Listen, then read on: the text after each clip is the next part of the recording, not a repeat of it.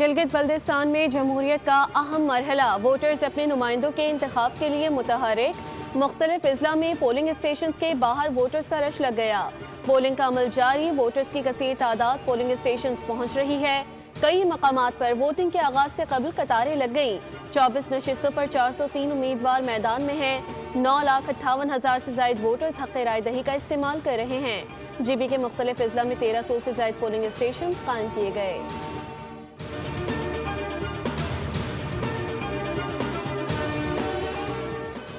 گلگت بلتستان کا حکمران کون ہوگا؟ فیصلہ آج ہوگا۔ الیکشن کمیشن کے مطابق 24 نشستوں پر 403 امیدوار میدان میں ہیں۔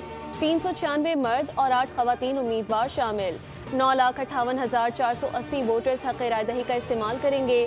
پیپلز پارٹی کے 23، نون لیگ کے 22، استحکام پاکستان پارٹی کے 15، مسلم لیگ کے 11، JUIF کے 9، MWM کے 7، جماعت اسلامی اور MKM کے 6 جبکہ 272 آزاد امیدوار بھی قسمت آزما رہے ہیں۔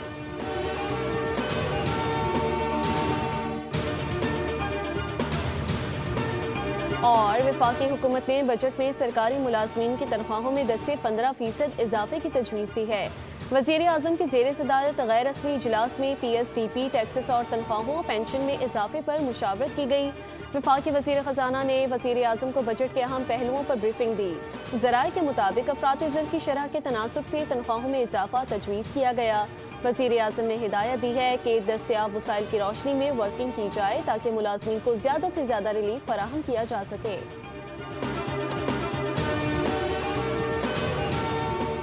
گلگت بلتستان میں گالم گلوچ کی سیاست دیکھنے کو ملی۔ کچھ وفاقی وزراء بھی گلگت گئے۔ الیکشن کمیشن کے قواعد و ضوابط کی دھجیاں اڑائی گئیں۔ سندھ کے سینئر وزیر شرجیل نام میمن کی ویڈیو سے گفتگو کہا گلگت بلتستان کے الیکشن میں پیپلز پارٹی کلین سویپ کرے گی۔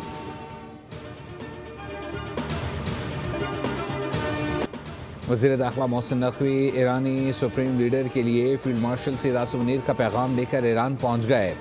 محسن نقوی کی ایرانی وزارت داخلہ آمد ہم منصب اسکندر مومنی سے ملاقات۔ ایران امریکہ جنگ مذاکرات سے متعلق گفتگو۔ ایرانی خبر رساں ایجنسی ارنا کے مطابق محسن نقوی اہم پیغام آیت اللہ سید مجتبی خامنئی تک پہنچائیں گے۔ روانگی سے قبل وفاقی وزیر داخلہ محسن نقوی کی وزیر اعظم شہباز شریف سے ملاقات۔ اعلیٰ حکام بھی موجود تھے۔ وزیر اعظم نے بھی ایران امریکہ مذاکرات کے حوالے سے محسن نقوی کو خصوصی ہدایات دیں۔ محسن نقوی کا دورہ ثالثی کی کوششوں کا حصہ ہے۔ خطے کی صورتحال اور کشیدگی میں کمی کے لیے اقدامات پر تبادلہ خیال ہوگا۔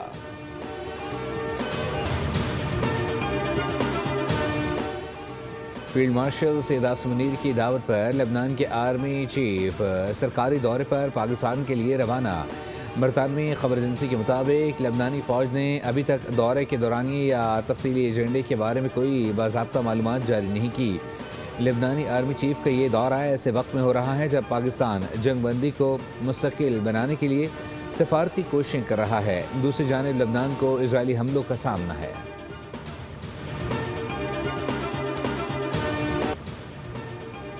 ابن ہرمز کے اطراف امریکہ اور ایران میں پھر کشیدگی۔ امریکہ کا ایران کے ریڈار تنصیبات کو نشانہ بنانے کا دعویٰ۔ پاسداران انقلاب کا بھی جوابی وار۔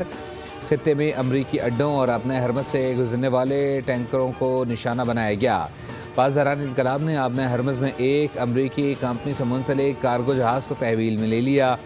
سینٹ کام کے مطابق امریکہ نے گروک اور جزیرہ قشم میں ریڈار تنصیبات کو نشانہ بنایا جبکہ ایران کے 7 میں سے 6 میزائل تباہ کر دیے گئے۔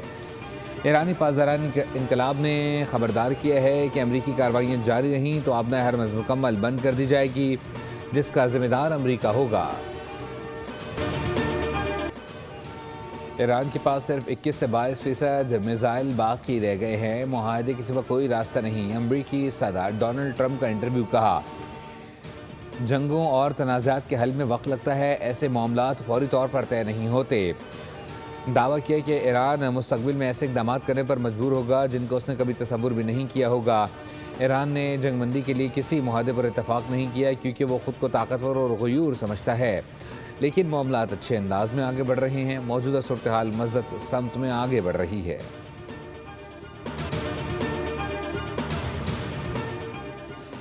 ایران کے طاقتور ہونے سے مغرب کا دیرینہ ڈراؤنا خواب حقیقت بن گیا۔ ایرانی سپریم لیڈر کے مشیر برائے خارجہ امور ڈاکٹر علی اکبر ولایتی کا اہم بیان۔ بولے خطے میں سمجھوتے کا خواب دیکھنے والے بہت بڑی غلطی کر رہے ہیں۔ ایران مزید مضبوط ہو رہا ہے، تصوراتی نقشہ دوبارہ تشکیل دیا جا رہا ہے۔ ایرانی وزیر خارجہ عباس عراقچی نے کہا ہے کہ آیت اللہ علی خامنائی پر حملے کے وقت میں اسی دفتر میں موجود تھا اور ملبے سے باہر نکلا۔ ایرانی سپریم لیڈر اور صدر ٹرمپ کے درمیان ملاقات فی الحال حقیقت پسندانہ نہیں لگتی۔ صدر ٹرمپ حقیقی دنیا میں نہیں رہتے۔ سعودی عرب خطے کا بڑا ملک اور اہم کھلاڑی ہے۔ ایران اور سعودی عرب مل کر امن، استحکام اور ترقی لا سکتے ہیں۔ وفاقی حکومت نے بجٹ میں سرکاری ملازمین کی تنخواہوں میں 10 سے 15% اضافے کی تجویز دے دی۔ وزیر اعظم کی زیر صدارت غیر رسمی اجلاس میں P S D P, taxes اور تنخواہوں و پینشن میں اضافے پر مشاورت کی گئی۔ وفاقی وزیر خزانہ نے وزیر اعظم کو بجٹ کے اہم پہلوؤں پر بریفنگ دی۔ ذرائع کے مطابق افراط زر کی شرح کے تناسب سے تنخواہوں میں اضافہ تجویز کیا گیا ہے۔ وزیر اعظم نے ہدایت دی ہے کہ دستیاب وسائل کی روشنی میں ورکنگ کی جائے تاکہ ملازمین کو زیادہ سے زیادہ ریلیف دیا جا سکے۔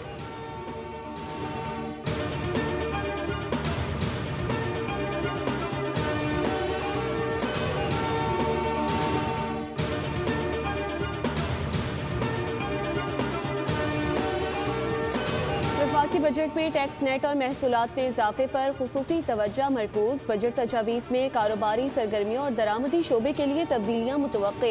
ایکسپورٹرز پر 1% ایڈوانس ٹیکس ختم کرنے اور برآمدات بڑھانے کے لیے بڑے ٹیکس ریلیف کی تجویز دی گئی۔ بیوٹی پارلرز، ہیلتھ فٹنس اور کلینکس کی درآمدی مشینری پر ٹیکس ریلیف متوقع ہے، جبکہ سن بلاک اور شیونگ کریم سمیت متعدد درآمدی مصنوعات سستی ہونے کا امکان ہے۔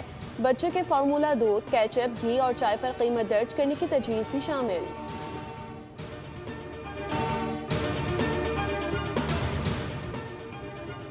وزیر اعظم آزاد کشمیر فیصل ممتاز راٹھوڑ کا کالعدم جوائنٹ عوامی ایکشن کمیٹی کے خلاف سخت موقف۔ کہا، ریاست نے کمیٹی سے نمٹنے کا فیصلہ کر لیا ہے۔ اگر حالات کشیدہ ہوئے تو آزاد کشمیر میں ایمرجنسی کے نفاذ کا امکان بھی موجود ہے۔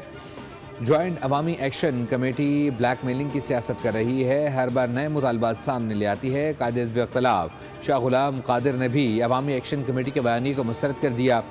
کہا، کمیٹی نے پہلے بھی امن و امان خراب کرنے کی کوشش کی، لیکن عوام نے احتجاجی کال کو رد کر دیا۔ پورے آزاد کشمیر میں کاروبار معمول کے مطابق کھلا رہا۔ امن خراب کرنے والوں کے خلاف کریک ڈاؤن میں 72 افراد گرفتار کیے گئے۔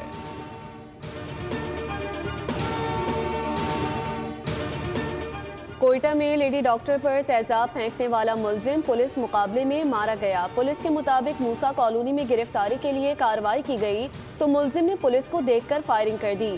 جوابی فائرنگ سے ملزم ہلاک ہو گیا۔ ملزم کی لیڈی ڈاکٹر پر تیزاب پھینکنے کی فوٹیج بھی سامنے آ گئی۔ وزیر اعلیٰ سرفراز بگٹی کی ہدایت پر لیڈی ڈاکٹر کو علاج کے لیے کراچی منتقل کر دیا گیا۔